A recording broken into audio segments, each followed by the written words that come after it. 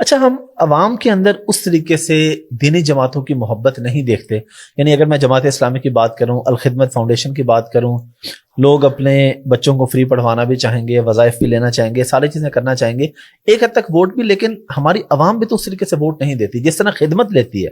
سیلاب میں جس طریقے سے آپ لوگوں نے خدمت کی ہے، تو وہی خدمت لینے والے لوگ ووٹ کی باری کیوں نہیں ہمیں نظر آتے؟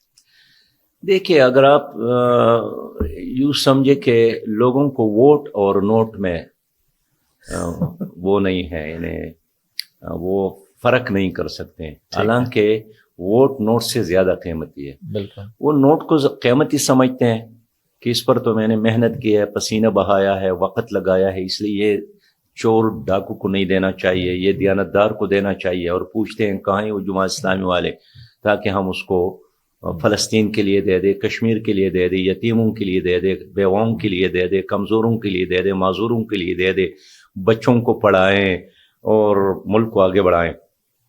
لیکن جب ووٹ کا وقت آتا ہے تو لوگ یہ پھر سمجھتے ہیں کہ یہ کوئی قیمتی چیز نہیں ہے، بس جس کو بھی آپ نے دیا ایک کاغذ کا ٹکڑا ہے. لیکن میں سمجھتا ہوں کہ یہ گواہی ہے، یہ بہت اہم ہے، اور یہ آپ اس ووٹ کے حوالے سے دنیا میں بھی ذمہ دار ہے اور قیامت میں بھی اس کے بارے میں آپ جواب دہ ہے. تو اگر قوم کو یہی شعور عام ہو گیا. اور احمد، میں آپ سے پوچھنا چاہتا ہوں کہ اگر آپ نے پڑھا ہوگا کہ یہ امام حسین نے جو اتنی بڑی قربانی دی، وہ حکومت کے لیے نہیں تھی، وہ یہی تھی کہ ایک غلط حکومت کی بیعت نہیں کرنا چاہتے تھے، اس کو ووٹ اور سپورٹ نہیں دینا چاہتے تھے. تو ایسا آدمی نہیں تھا کہ وہ نہیں جانتا تھا کہ اس کا انجام کیا ہوگا. یعنی اگر آپ 72 لوگوں کو لے کر ہزاروں سے لڑانے کے لیے آگے بڑھتے ہیں تو آپ کو انجام کا پتہ ہے. شرائط تو تھے نا، آپ تسلیم کریں تو اس کو ایک والہانہ یعنی جلوس میں وہاں تک لے جاتے. لیکن اس نے تسلیم نہیں کیا، اس نے ایک غلط نظام کو ووٹ نہیں دیا، اور یہی وجہ ہے کہ وہ شہید تو ہو گئے لیکن امت کو درس دیا کہ آپ زندگی سے گزر جائے لیکن ایک غلط نظام کو ووٹ نہ دے. جو کسی نے کہا ہے کہ قتل حسین اصل میں مرگ یزید ہے، اسلام زندہ ہوتا ہے ہر کربلا کے بعد. اس لیے آج امام حسین زندہ ہے. بے شک. استعفیٰ کیوں دیا آپ نے جماعت کی عمارت سے؟ احمد صاحب، سچی بات یہ ہے کہ میں نے 5 سال مسلسل محنت کی اور اس الیکشن کے لیے بڑی تیاری کی، اضلاع کے دورے کیے، تحصیلوں کے دورے کیے، تقریباً 750 حلقوں پر امیدواران کھڑے کیے، اس امید کے ساتھ کہ ہم اسمبلیوں میں جائیں گے. اگر ہم خود حکومت نہیں بنا سکیں گے تو ایک ایسے گروپ کی طور پر ہوں گے کہ اس نظام کے ناک میں نکیل ڈال کر ہم اس کو صحیح رکھنے کی کوشش کریں گے. ٹھیک ہے. ہمارا عزم یہی تھا کہ ہم جائیں گے تو اس بار ہم ضرور سودی نظام کے خاتمے کے لیے مؤثر اقدامات کریں گے. ہمارا یہ عزم تھا کہ اس بار ہم جائیں گے تو نظام کو مجبور کریں گے کہ عافیہ کو واپس لایا جائے.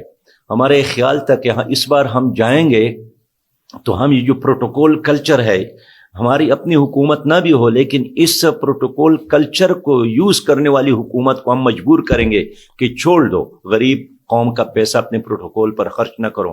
ہم نے ایک بہت انقلابی منصوبہ بنایا تھا، انقلابی منشور بھی دیا، لیکن جب الیکشن ہوا تو ہمیں اس میں کامیابی نہیں ہوئی. تو پھر میں نے یہی مناسب سمجھا کہ چونکہ میں اپنی جماعت کو اس مطلوبہ کامیابی تک نہیں پہنچا سکا تو میں نے پھر ہمارا سے استعفیٰ کا فیصلہ کیا.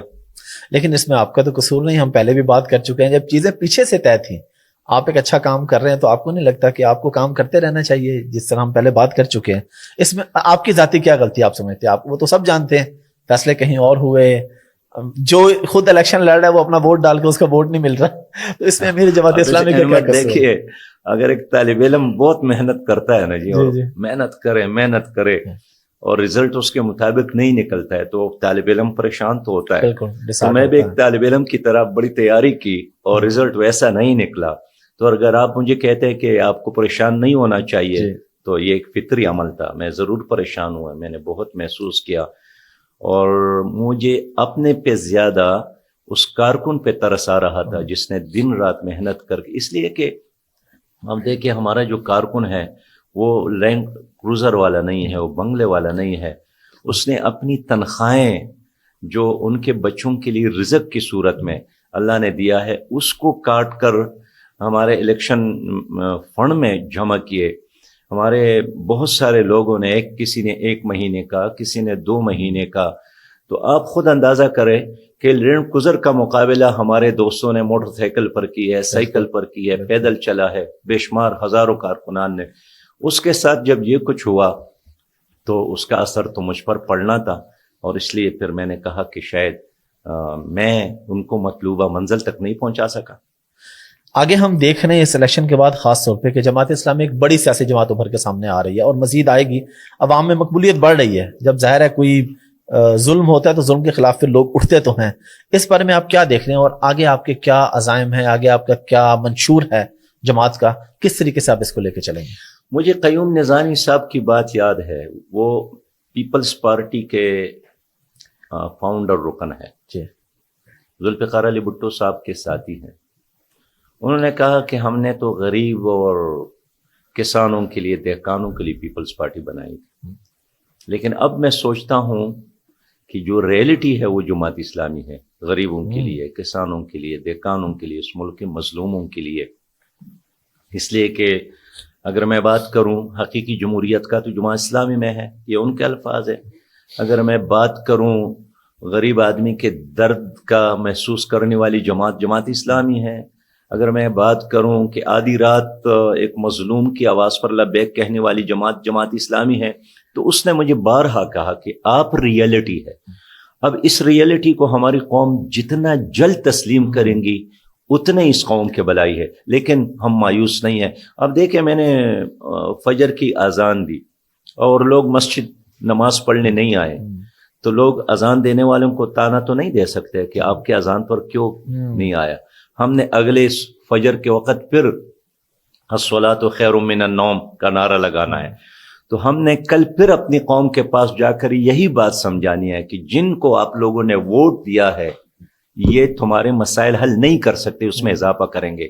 آپ چاہتے ہیں کہ آپ کے مسائل حل ہو تو آؤ اس نظام کی طرف. میں فرد کی بات نہیں کرتا ہوں کہ میری طرف آؤ یا میرے کسی اور پارٹی لیڈر کی طرف آؤ. میں دعوت دیتا ہوں کہ اس نظام کی طرف آؤ جس کو نبی مہربان صلی اللہ علیہ وسلم نے مدینہ میں نافذ کر کے دکھایا، جو 30 سال خلافت کی صورت میں ہمارے سامنے ہے، جس نے 1000 سال اس دنیا پر حکومت کی ہے.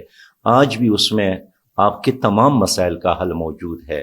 اسلام صرف مسجد تک نہیں ہے، اس میں معاملات بھی ہے، سیاسیات بھی ہے، معاشیات بھی ہے، عدالتی نظام بھی ہے. یعنی جس طرح میں سمجھتا ہوں کہ اللہ ایک ہے، اس کا نظام بھی ایک ہے. اگر اللہ مکمل ہے، اور بے شک مکمل ہے، اس کا نظام بھی مکمل ہے. اگر اللہ کے ساتھ کسی کو شریک نہیں کرنا چاہیے اس لیے کہ وہ تنہا کافی ہے، تو اس کے نظام کو بھی آپ مکمل طور پر قبول کریں. وہ تنہا وہ نظام آپ کے لیے کافی ہے. لیکن اگر آپ نے دودھ کے بوتل میں اور بہت کچھ ڈالا اور اس پر آپ نے ملک شیک لکھا، کوئی بھی وہ فائدہ نہیں دے گا. تو ہم اس ایمان اور یقین کے ساتھ چل رہے ہیں، نہ تکے ہیں. ہم نے الیکشن ہارا ہے احمد صاحب، ہم نے ہمت نہیں ہارا.